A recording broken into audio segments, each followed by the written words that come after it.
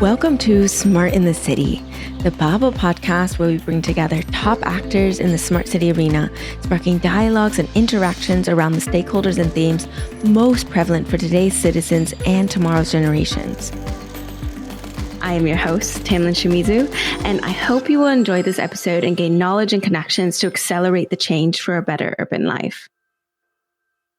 Smart in the City is brought to you by Babel Smart Cities. We enable processes from research and strategy development to co-creation and implementation. To learn more about us, please visit the Babel platform at babel-smartcities.eu.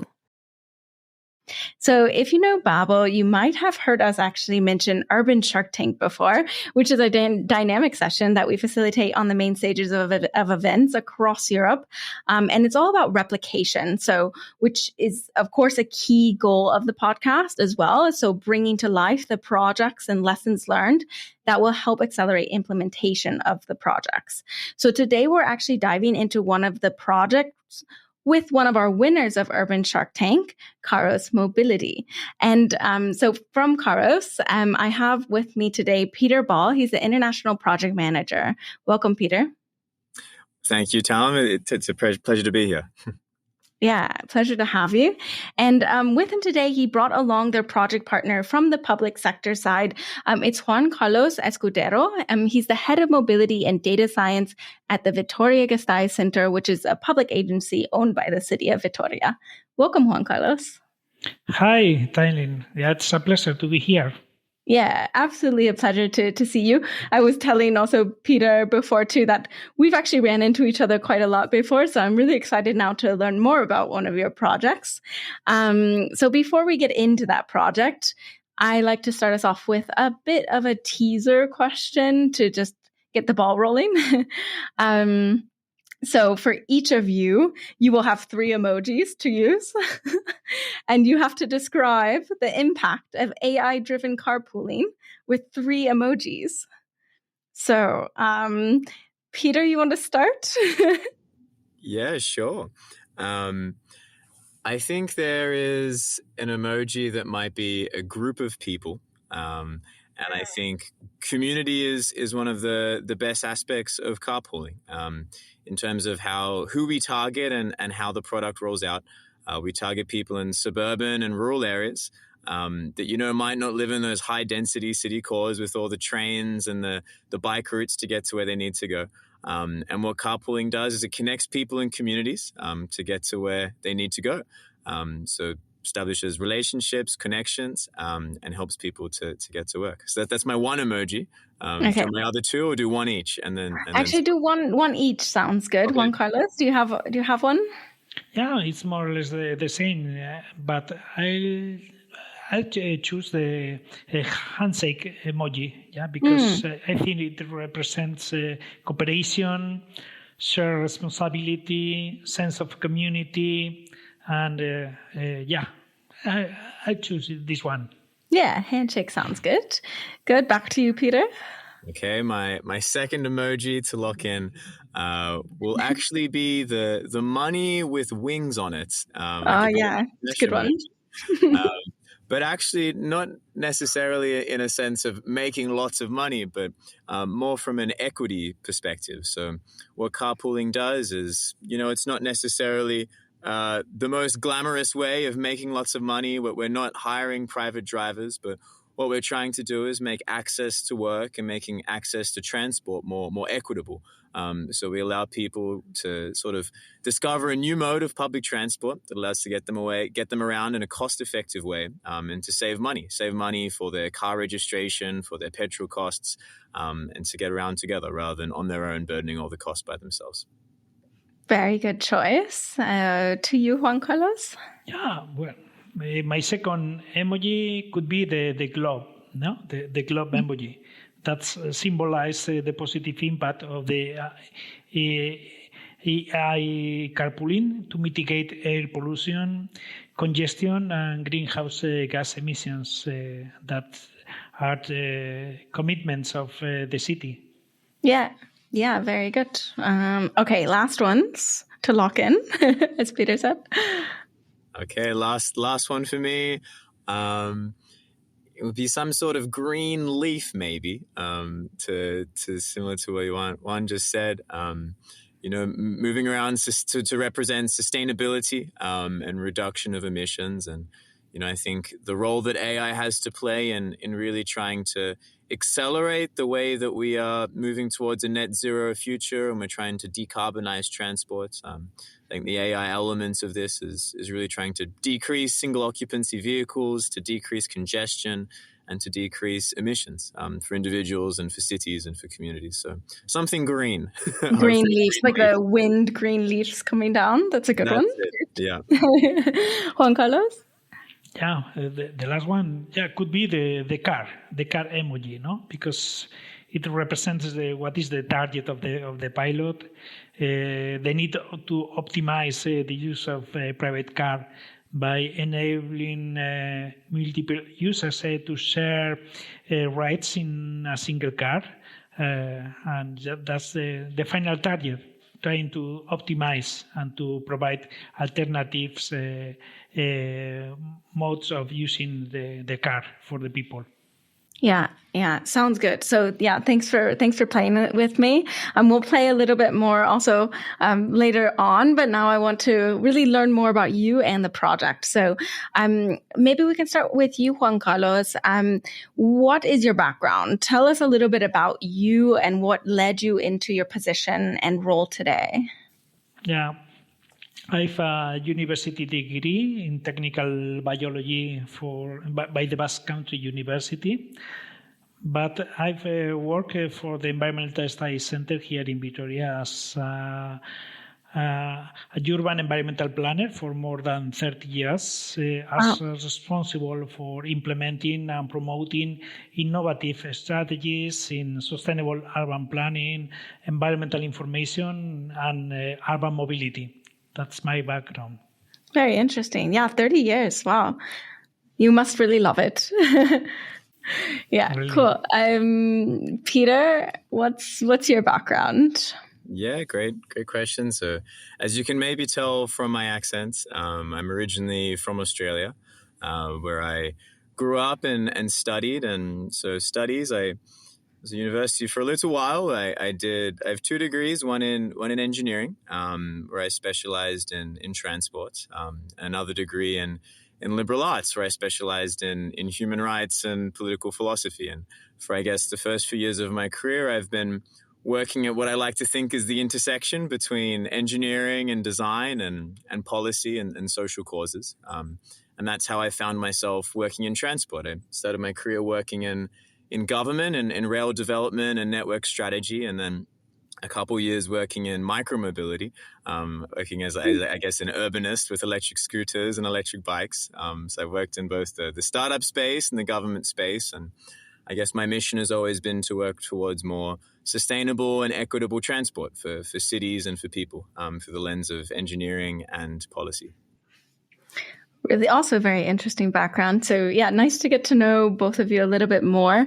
Now I want to get to know the project. And so I don't know if who wants to start here on sharing and explaining a little bit about just the background of the project. How did it get started? What's the goal of it? And what's really the challenge that it's solving? Is it better to start with Peter or Juan Carlos for that one? Maybe one as the city lead, I think would be good too. Yeah, sounds good. Yeah. What is true is that what is important is to highlight that almost 75% of the energy used by our cars is used to transport empty seats in our cities. No, and here in Vitoria, that is an industrial city, we have every day nearly 40,000 people commuting every day to the industrial areas. And the reality is that according to the data we have, the majority of the people using the private car are traveling alone, using their own car. In the industrial areas that are near to the city, more or less half of the people are traveling this way, but to other industrial areas, this figure rises up to 80%. So that's really a target to be solved. If we want to reduce of CO2 emissions and to fulfill what are our target in energy efficiency here in the city.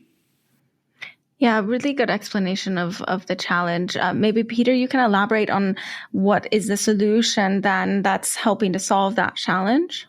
Yeah, fantastic. So it was really great for Juan Carlos to sort of set the scene in terms of the significance of transport in contributing to global emissions. And we were really lucky to discover Vitoria-Gasteiz as an incredible place to start this pilot project for some of the reasons that were mentioned. You know, it's an industrial city, one of the most significant industrial cities in Spain, where due to that very nature, a lot of the workplaces are not in the center of the city. They were further away. And when we try to identify a city for our operations, we're looking for cities and for regions that have an unmet need for greater public transport services. And usually what that means is that public transport serves high density areas in the center of the city, but when you get further away and there's less people become more dependent on their cars to get to work. And that's the reality of our last 100, 200 years of land use development.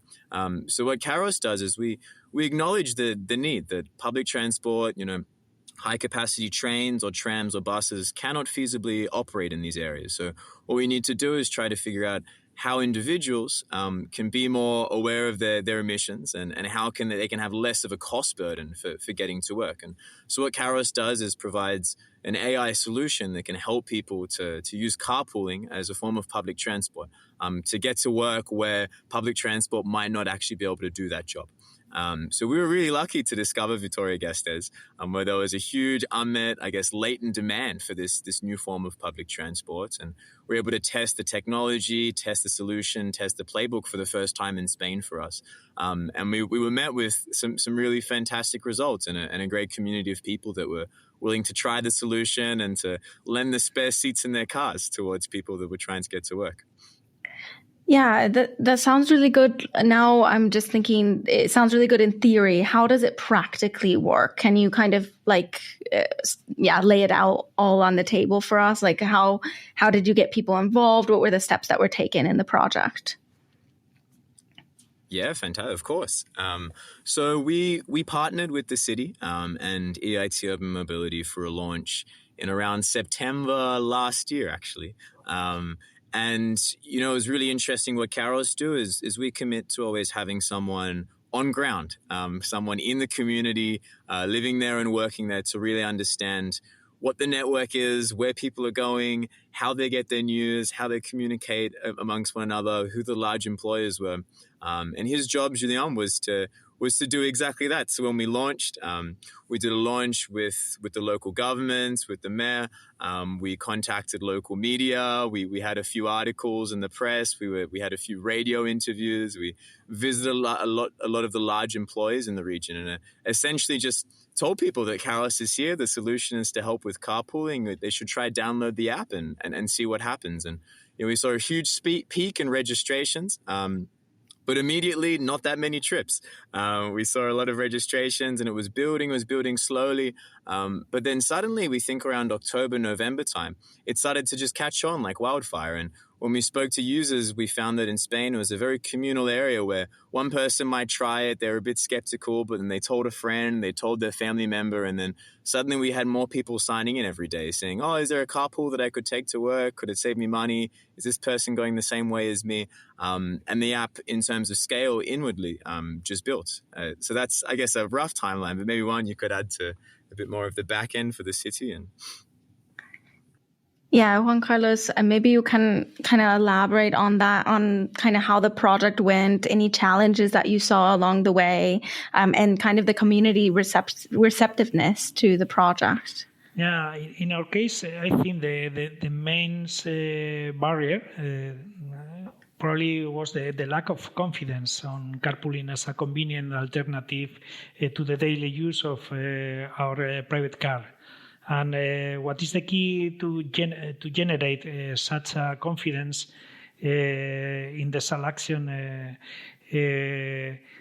probably was to have enough critical mass of users and drivers. And for that, the policy of incentives could be the key. And we tried to do as much as possible in order to incentivize the drivers and users to test the tool, to test the platform. And this way, it was possible to show the potential users about the capabilities, yes, because it was amazing how easy it was to find several matches for each of the three demands the people were introducing in the app. I think that probably was the main challenge we have. Yeah, Juan Carlos, can you elaborate a little bit more on which incentives you used? I think that would be really interesting for the listeners. What worked and what didn't work? Yeah, there is the main incentive goes directly to the driver that is providing the car trip. And for instance, in our case, for the pilot, what it was established is that each driver will receive 1.5 euro per trip and per passenger. And at the same time, each passenger would pay 60 cents of euro to the driver per the trip. But what is true is that during the first weeks, it was established some incentives even for the passengers. For instance, we signed agreements with different companies, and for those companies supporting us in the dissemination of the initiative, the passengers of the company using the platform of Karos, for them the trips were free at no cost. As a way to incentivize the first trips to test the platform, and it was really a success. Yeah, so monetary incentives worked well for you in that way. Yeah, cool. Yeah, really interesting. Peter, I'm really interested to learn more about kind of what is the AI part of it. What AI technologies are really behind the carpooling app? Can you elaborate more on that? Yeah, of course. So what Karos, by utilizing AI, provide a significant step change to what most people think of when they think of carpooling. So historically, carpooling, most people have had an experience with it. Most people think, okay, maybe when I was growing up, I would hitch a ride, or I would share a ride to a further city with a friend, and maybe they'd give me some cash, and we'd have to organize the routes. And what Karos does is, instead of long-distance carpooling or one-off trips, we're trying to focus on daily commuting. But with this static form of carpooling, that would be an absolute nightmare for the individuals to be organizing on a weekly basis. They'd have to be thinking, okay, what's our route? Who do I match with? Do I have to find someone at work? And it becomes a lot of effort. And that's why carpooling historically has never really been a reliable modal choice that people could use. So by integrating AI, what we actually do is, rather than putting all the effort on the users to be finding their matches, to be organizing their trips, to planning the arrival time, the pickup time, the departure time, what the models do is, when you sign up into the app, you put in your home address, your work address, what time you need to be at work, what time you need to finish at work. And what the algorithms will do is, based off that, this is one of the matching algorithms, it will quantify and calibrate, okay, who might be taking that similar trip, and it will recommend for you a pickup location and a drop-off location that might work for that user, for that driver. And the driver will have a certain number of rules in terms of how much of a detour they can take, whether part of the trip might be part of public transport, and XYZ. So the whole part of the AI is that it matches users, drivers, and passengers together, and decreases the strain on the drivers and passengers for organization, and automates the entire process from a static to a dynamic model. Yeah, absolutely. Really interesting use of AI in that. And I'd be, really interested to learn more about the results in multiple of your pilots. Juan Carlos, I'm wondering, you mentioned that the community response was very positive. Can you maybe also talk about were there concerns that people had? I mean, people are getting into people's cars that they don't know. Maybe like people do that anyways with taxi drivers and Uber drivers, right? Were there any additional concerns that people had? What really was the community response in total? Yeah, there were some concerns regarding the lack of culture of sharing a car, and for instance, about the reliance of this selection. Because what happens if suddenly I need to extend my work in the afternoon 1 hour more because I have a last time commitment, and this kind of doubts, no? Yeah. And for that, having so many matches. Because for many of the trips that are included in the platform, a user could have around 40 different options to choose. So this provides you a certain of confidence about if you are in a hurry and you have a problem and you need to change your timetable, you always will have the chance to find an alternative partner to do the return trip. So that probably was the main concern the people were telling us at the beginning. Yeah, just the adaptability. But as there's more people joining, then that concern goes way down, right? Because the options go up at the same time. Yeah, really interesting. Can you maybe also, Juan Carlos, maybe you can elaborate a little bit more on kind of the sustainability aspect. So you alluded to there being obviously big climate implications in utilizing this. Are you planning to integrate more of it into kind of your climate planning? What is your sustainability plans for this? Well, the pilot has worked quite well here in Vitoria. We are having very good results because we have more than 1,300 people nowadays that have been registered, of which 1/3 of the people, around 400 people, are already sharing trips. And during the first 6 months, we have had around 26,000 trips validated by the platform. And that's more or less around 50 tons of CO2 emissions avoided. So, and that was one of the targets of the pilot, to show that it could be possible to optimize the use of the private car for commuting to work, because that is one of the actions we include in the Sustainable Mobility Plan of the city, but not only in the mobility policies, but also as a city that is a member of the mission of smart cities, of carbon neutral cities of the European Commission.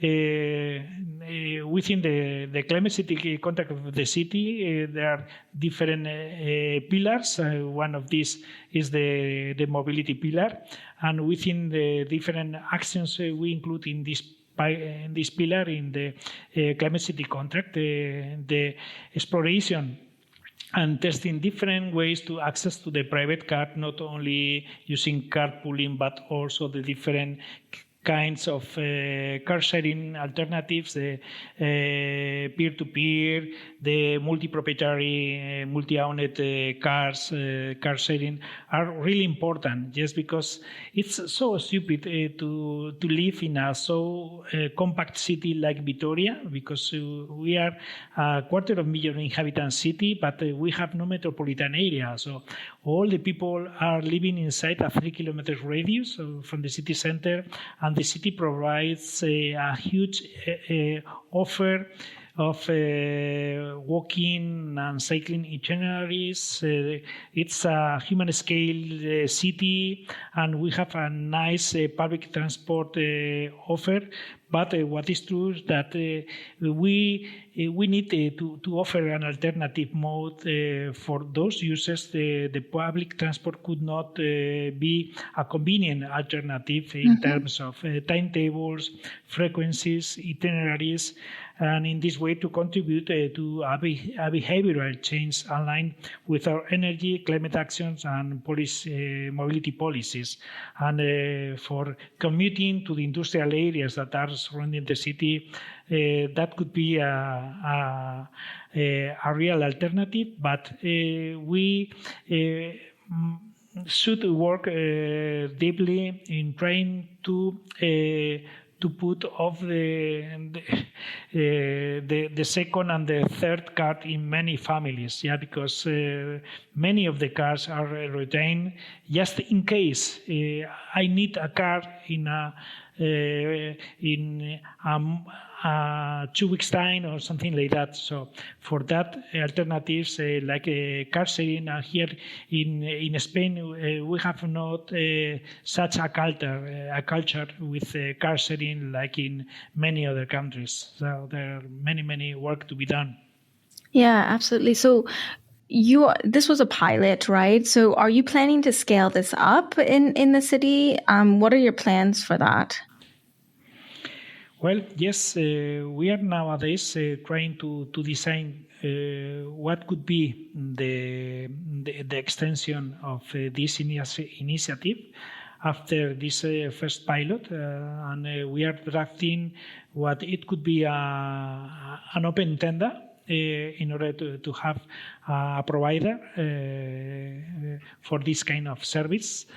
And nowadays we are working apart from in the consolidation of this alternative, the carpooling. We are working in the definition of new pilots dealing with car sharing. For instance, why not to try to interconnect the energy communities that are nowadays being established in the city as a potential users to share a car. No, just because they agreed to start working together in producing energy, renewable energy, and why not they could be people really in favor in sharing a car or sharing a car sharing service, and that's are some of the pilots we are working now, trying to offer alternatives to the use of the private car, and to try to change the behavior of the people selecting in which way to move, not only to commute but for daily needs. Yeah. I'll be really interested to continue to watch the space and see how you're integrating that more in the future. Peter, I know Karos, I guess, is working across Europe, I think, in doing a lot of this. So what have you seen across the board from your experiences, and how are you planning to get this initiative into more cities?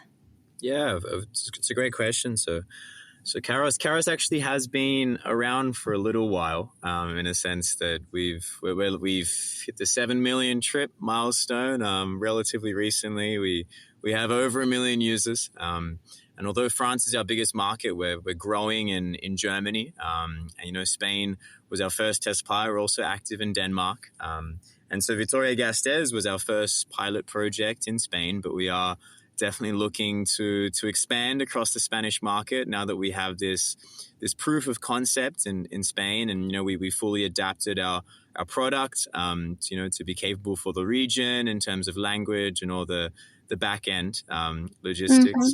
So my role, we're very lucky in France to have been provided with one of the best environments for carpooling. And in 2019, the government invested 150 million euros into just carpooling alone, which is geared towards government projects, incentive budgets, and improvement of infrastructure. And France has some of the most advanced legislation in terms of commuting, where they put responsibility on the enterprises to provide and share in the cost of commuting for employers. So we've been very lucky to have been able to grow off the back of some really fantastic legislation in France. And we're trying to take these learnings from France, both politically and governance-wise, then also obviously technology and operations-wise into new countries. So now we're trying to work in Spain with local governments and transport authorities, and even at the national level, to share some learnings from France. And Spain are about to pass a new bill to help measure and enforce some requirements on employers to monitor their employees' emissions and how they're getting to work, and that's a fantastic step change. And we're looking to replicate this at the European level as well, which will be fantastic for Karos.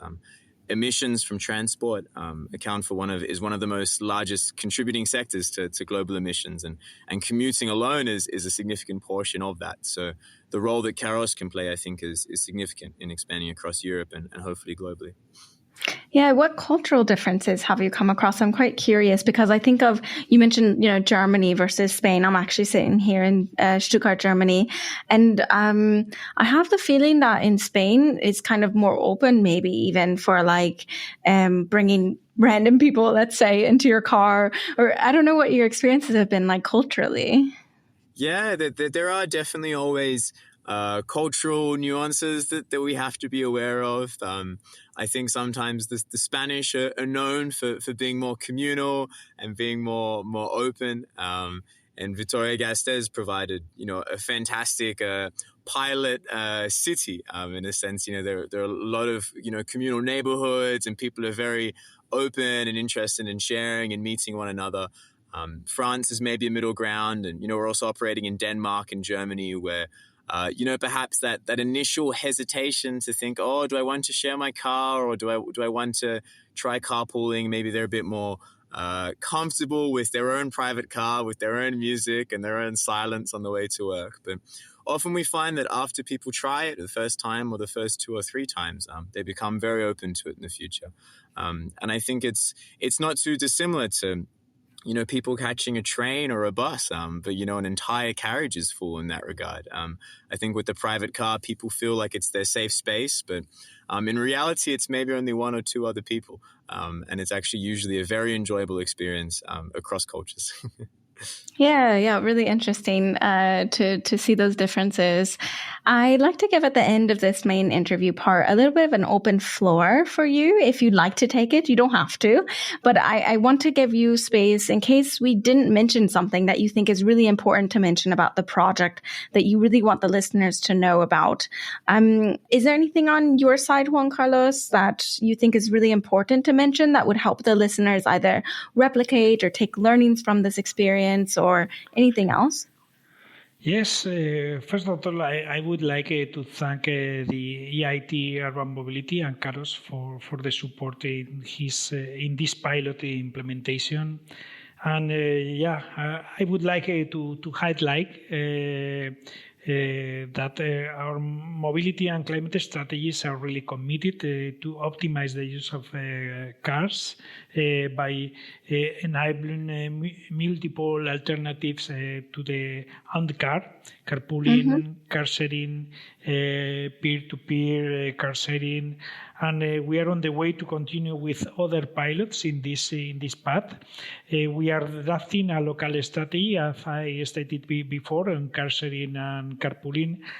We are having more and more data about how the pilot is going on, and using these KPIs to draft the next steps. And we would like to engage also in the initiative for the next steps, the companies, in supporting the initiative to get public grants by the Spanish government and by the regional government. Let's see if we succeed, because it's needed to engage more and more stakeholders in the initiative. And let's see, because we are trying also to apply some of the insights coming from the experience in France.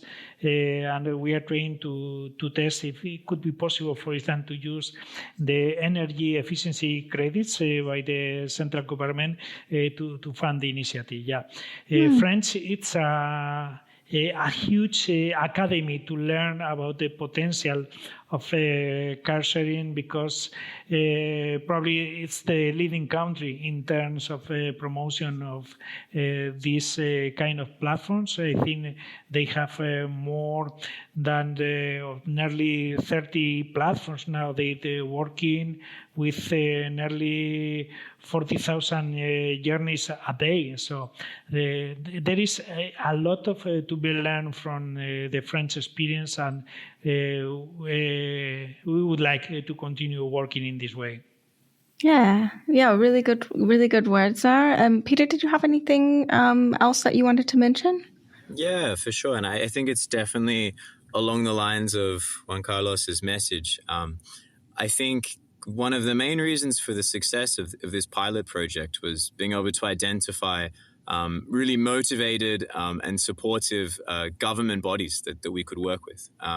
And I think having the support of Juan Carlos and the city, and through the support of VIT Urban Mobility, has been incredibly instrumental in the success of this project, not just for connections with the community or connections with the media, but for recognizing that I guess what Karos is trying to do is innovative, and it is a big step change on public transport. What we're trying to do is redefine public transport in itself, and it provides a fantastic opportunities for governments to invest comparatively a very small amount of money to what bus networks or rail networks might cost, and to still serve a very large portion of the community, to help create more equitable and sustainable societies. And, the government partnership with Juan Carlos and with the IT Mobility was a fantastic example of, how innovative teams can sort of work together and have a great impact without needing to spend millions of dollars over a 5-year period. It could happen quickly, and it has, and we're really looking forward to replicating this across Spain and the rest of Europe. Yeah, really excited to see how this goes. And of course, we will link also to the full use case in the show notes in case any of the listeners, you want to check out more details about the use case also in written form.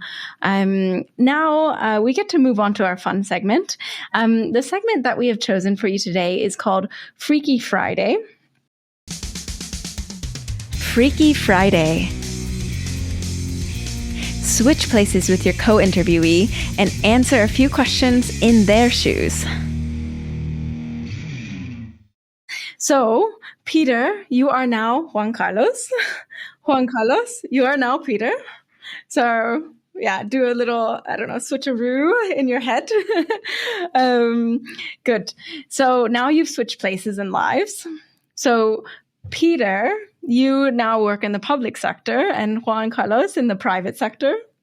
Now speaking to the new Peter, what would be the most challenging thing for you now working in the private sector?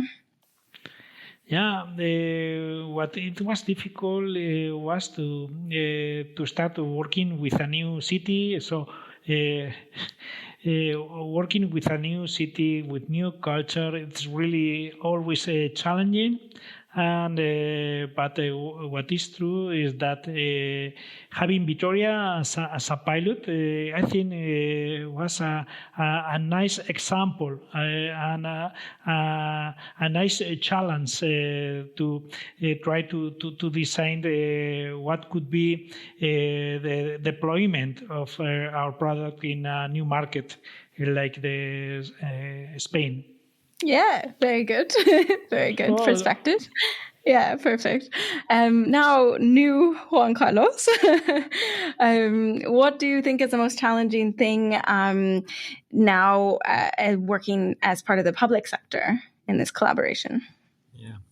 Yeah, I guess working in the public sector provides a fantastic opportunity to have real impact on communities and society.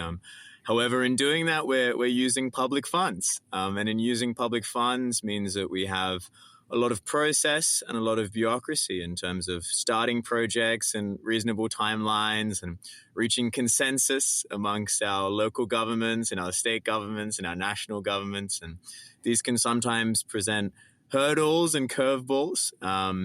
But in navigating this legislation, it might not be 20, 30 projects a year, but it might be a handful of really high quality ones that we have to be patient with. But finding mechanisms and opportunities like EIT over mobility or startups that can be a bit more nimble provide a great opportunity to test projects, to test pilots, and have impact faster than sometimes the larger scale projects might. Yes, very good, very good. How now you can switch back. You can be yourselves again. You can switch back. Now, how did they do? What do you think? Was it accurate? Yeah, it's great. Yeah, it was great. Accurate representations of your challenges. Yeah, I agree. Good. Now we get to the final question. It's the question that we ask every single guest. And I'll start with you, Peter, and then you can elaborate, Juan Carlos. To you, what is a smart city? Fantastic. Me? Starting with me? Yeah. Now you're Peter again. Yeah. I'm Peter again. Okay.